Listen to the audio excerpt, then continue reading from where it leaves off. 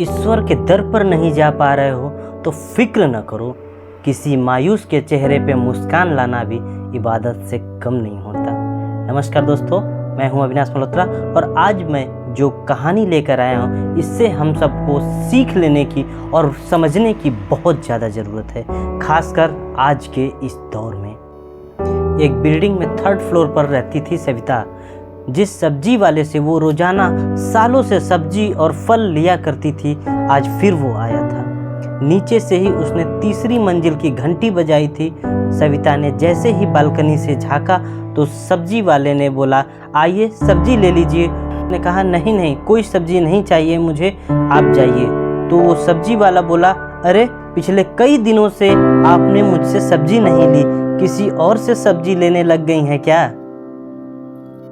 तो सविता ने कुछ नहीं कहा, बोली, रुकिए मैं नीचे आती हूँ और नीचे आकर आपसे बात करती हूँ। नीचे आई और उसने सब्जी वाले से हाथ जोड़कर निवेदन किया कि भैया आप अब से हमारे घर की घंटी ना बजाना, हम अब सब्जी नहीं खाते हैं। तो सब्जी वाला बोला, ये कैसी बात कर रही हैं आप कि आप सब्जी नहीं खाते? अरे सब्जी तो सभी खाते हैं और सबको सब्जी खानी भी चाहिए, और आपके घर में तो छोटे छोटे बच्चे भी हैं, बहुत ज़रूरी है सब्जी लेना। ऐसा क्यों कह रही हैं आप? कहीं ऐसा तो नहीं कि आपको मुझसे सब्जी नहीं लेनी है, किसी और से सब्जी लेनी है आपको?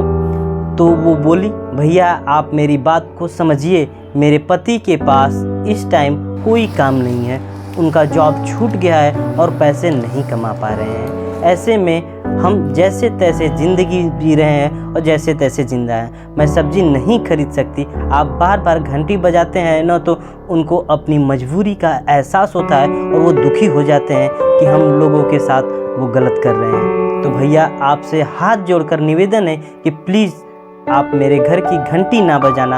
और ऐसा बोलकर वो जाने लगी। सब्जी वाले ने कहा, अरे दीदी रुको, 2 मिनट आओ, मेरी बात तो सुनो। और उसने कहा, हम इतने सालों से आपको सब्जी दे रहे हैं, जब आपके दिन अच्छे थे तो आपने हमसे खूब सारे फल और खूब सारी सब्जियां खरीदी। आज हम जो कुछ भी हैं या जो कुछ भी हमने कमाया है, आप सबकी वजह से ही तो कमाया है, इसमें आपका भी तो हिस्सा है। आपने क्या मुझे इतना छोटा समझ लिया कि आज आपके दिन खराब आ गए तो मैं कुछ दिन आपको यूं ही सब्जियां नहीं दे सकता? रुको जरा। और थैली में बढ़िया बढ़िया सब्जियां भरने लग गया।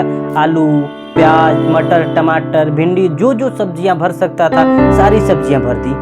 वो देखने लग गई कि ये क्या कर रहा है और बोली, भैया आप मुझे उधार सब्जियां दे रहे हो अगर, तो कम से कम तौल के दे दो और पैसे बता दो, मैं आपका हिसाब लिख लूँगी, जब हमारे दिन अच्छे आएंगे तो आपको पैसे दे दूँगी। तो वो बोला, कोई मामा न अपने भांजे भांजियों से पैसे नहीं लेता, आपको कोई उधार नहीं दे रहे हैं, ये मैं अपने भांजे और भांजियों के लिए दे रहा हूँ। और फल भी बांध दिए। बोले, गुड़िया को आम पसंद है, उसके लिए आम, और बेटे को संतरे पसंद है, उसके लिए संतरे दे रहा हूँ।